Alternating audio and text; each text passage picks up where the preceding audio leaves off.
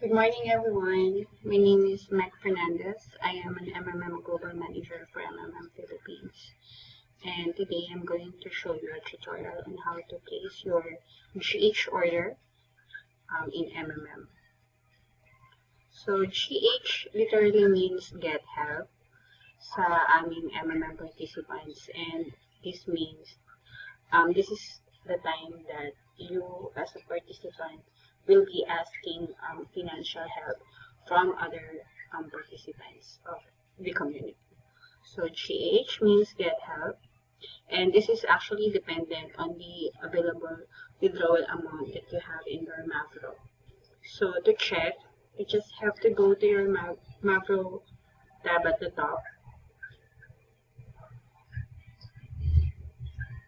and then makikita mo yung current Mavro mo sa MMM system. So to check for the available amount for withdrawal, you just click this available for withdrawal option, and then i-display niya kung magkano yung pwede mong withdrawin or i-ask na assistance from MMM community. So we have 784 and 36 pesos. So to place your order, you have to go back to your dashboard and then click the Get Help option.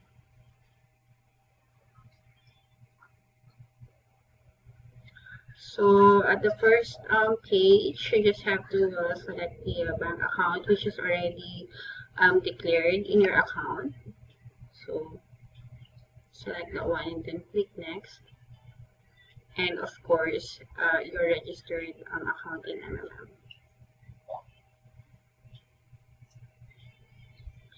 And then, this part, makikita nyo, like yung pinakita kong screen kanina previously sa Mavro nyo, makikita nyo yung available withdrawal amount dito. So, if you select all, 784 yung available natin for withdrawal. Apparently, multiple of 100s lang yung kayang kunin ni MMM. So, instead na ilagay natin lahat, yung 784, might as well ilagay natin 700. And then, may iwan na 84 pesos, may iwan siya sa Mavro nyo, and it will keep on growing 30% per month. So after placing it, just click Next. Right, and then you will have the confirmation screen up next. So click Next.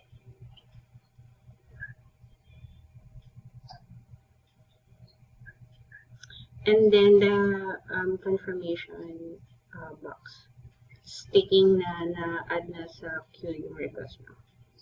So click OK. And then after yan, magdi-display siya sa bandang kanan ng dashboard nyo, stating na yung status niya is nasa queue sa dispatcher. Meaning, si MMM system naghahanap siya ng available ng mga participants na pwedeng magbigay ng amount na request natin. So, ang next step nito is kapag nakakita na si MMM ng donor or sender ng requested amount natin, we will then proceed with the next or the second part ng fulfilling naman ng Get Help order natin. Okay? So, that's all for today. And soon, we will be sending the or displaying the video for the second part of the Get Help process.